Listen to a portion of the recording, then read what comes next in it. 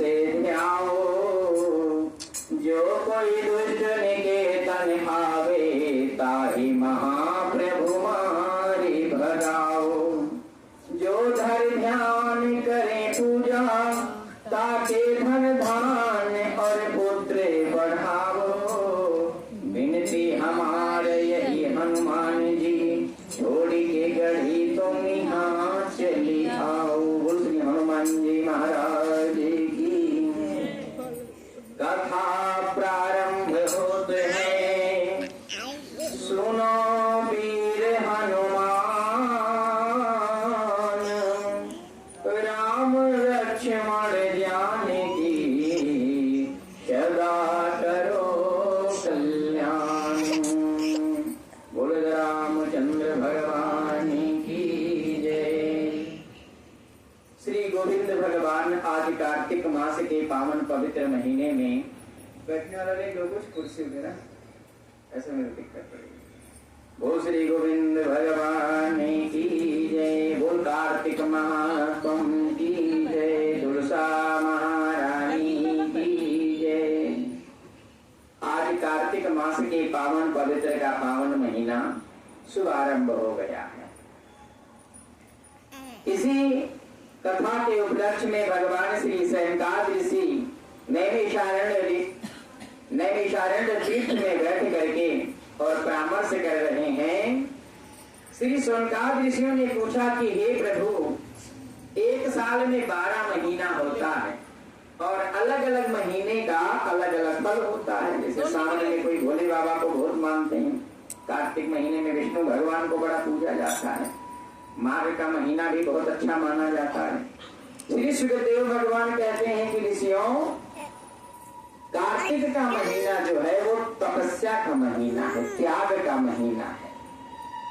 इस प्रकार से भगवान यहाँ पे जब, क्योंकि चतुर्थ मास के लिए जब भगवान सोने के लिए जाते हैं सावन लगने के 2 दिन पहले, तो अब कार्तिक महीने में भगवान को उठने की बारी आ रही है। तो सभी देवी देवता, गंधर्व यक्ष कुबेर वायु, सभी देवी देवता भगवान से आराधना कर रहे हैं, प्रार्थना कर रहे हैं। क्या प्रार्थना कर रहे हैं?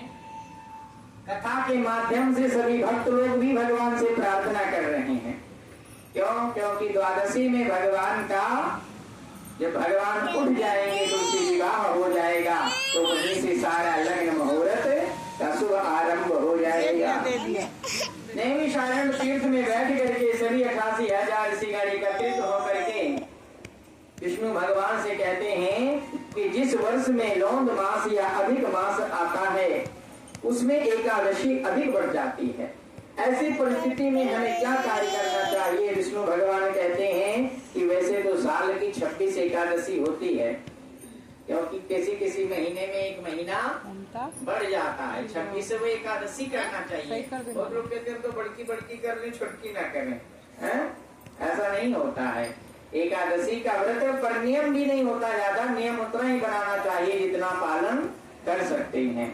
उस जितना एकादशी का व्रत करने से लाभ मिलता है, उससे कई हजार गुना ज्यादा कार्तिक में स्नान करने से मिलता है। क्यों? कार्तिक में जो मधुर बेला कहा गया है, जो ब्रह्म मुहूर्त कहा गया है, वो प्रातः काल 4 बजे को कहा गया है। नॉर्मल दिन भी भगवान कहते हैं कि प्रातः काल व्यक्ति को उठना चाहिए, अपनी दिनचर्या में जोड़ना चाहिए, लेकिन नॉर्मल दिन गृहस्थी नहीं कर पाते। बहाना कार्तिक नहाने का होगा, लेकिन एक महीना ये त्याग और तपस्या का होगा। इसमें कुछ विधान भी बताया गया है कि इसमें किस प्रकार का क्या करना चाहिए। श्री सुखदेव भगवान कहते हैं कि हे ऋषियों, कार्तिक मास में प्रातः काल उठ करके भगवान के नामों का स्मरण करें, भगवान से निवेदन करें, धरती माता को प्रणाम करें, और धरती माता को प्रणाम करने के बाद में कुछ अपने जीवन में देव ऋषि की चीजें अपनाएं। जैसे दातून करना, मंजन वगैरह करते हैं ना लोग, इसमें थोड़ा सा दातून बताया गया है। दातून समझते हो? अरे वो जो, हाँ, इसकी भी मिल जाए। दातून करना, पृथ्वी पर शयन करना, झूठ कम बोलना, पापी व्यक्ति से सामना ना पड़े, प्रयास करते रहना। क्योंकि ऐसे में कहते हैं कि जब हम पापी व्यक्ति का सामना करते हैं और उससे वार्तालाप करते हैं तो हमारा पुण्य वो छीन लेता है। उसकी निगेटिविटी जो होती है हमारे पूर्ण को अपने तरफ आकर्षित कर लेती है। इसलिए ये सब 1 महीने का जो कार्य है ये बच करके रहना चाहिए। ब्रह्मचर्य का पालन करना, अनेक प्रकार के विधान इसमें बताए गए हैं। अब मनुष्य जिस प्रकार को जितना कर ले उतना उसके लिए बहुत बेहतर ही होगा। इसमें जैसे जैसे बढ़ते जाओगे, कार्तिक महीना सुंदर एक विषय को और लेकर के है कि जितना पर्व, जितना त्योहार, जितनी सुंदरता कार्तिक के महीने में आता है 12 महीने में इतना किसी में नहीं आता है। अभी करवा चौथ ले लो, ये ले लो, वो ले लो, भाई दूज ले लो, है ना, दीपावली ले लो, गोवर्धन ले लो, मतलब ऐसे ऐसे सारे पर्व, सारे महोत्सव जो है वो।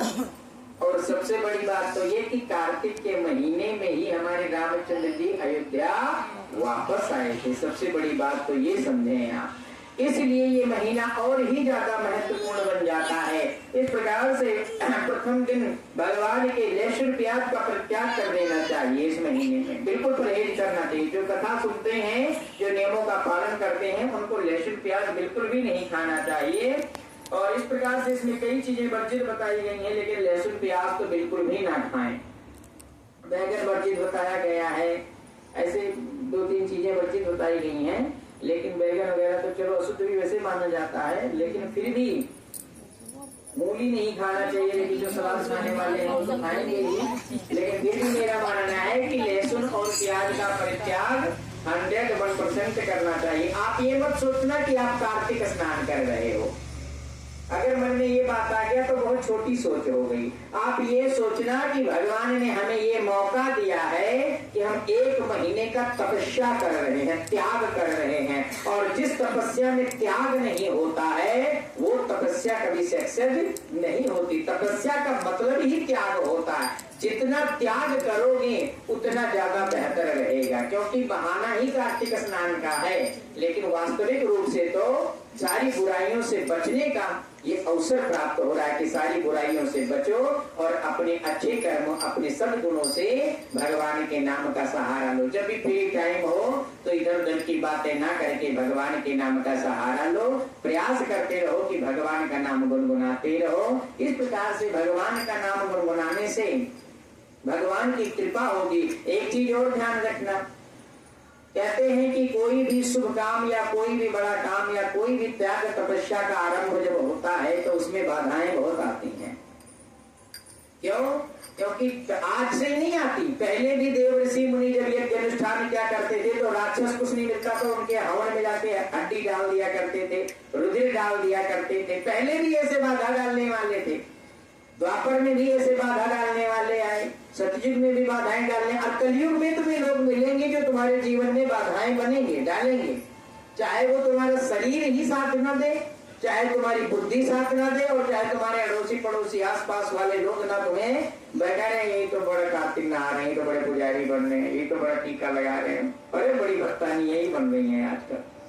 तो ऐसे कुछ राक्षसी प्रकृति के इंसान तुम्हें मिल सकते हैं, लेकिन इन्हीं से तो बचना है। भाई विश्वामित्र जी को जब यज्ञ पूरी करनी थी तो वो राम जी को लेकर के गए थे, है ना। तब तारका का अनेक प्रकार के ऋषियों का, राक्षसों का वध करके अनेक प्रकार के ऋषियों का यज्ञ पूरा किया था। उसी प्रकार से तुम्हें अपने आप से लड़ना, क्योंकि यहाँ कोई राम जी नहीं है, तुम स्वयं, तुम्हारा हृदय और तुम्हारा मन राम जी है। अपने मन को समझाते रहना, अपने हृदय में मजबूती बनाते रहना है कि मैं त्याग कर रहा हूँ, तपस्या कर रहा हूँ, तो मुझे इन चीजों से बचना अनिवार्य है। बोल श्री गोविंद भगवान की, बोल राधा रानी सरकार की जय, श्री गोविंद भगवान की। कल की कथा में बड़ा सुंदर सा नियम विधि विधान बताया जाएगा, और अब तो जैसे जैसे कथा आगे बढ़ेगी वैसे वैसे ही बड़ी सुंदर सुंदर प्रसंग आते रहेंगे। मंगलम भगवान।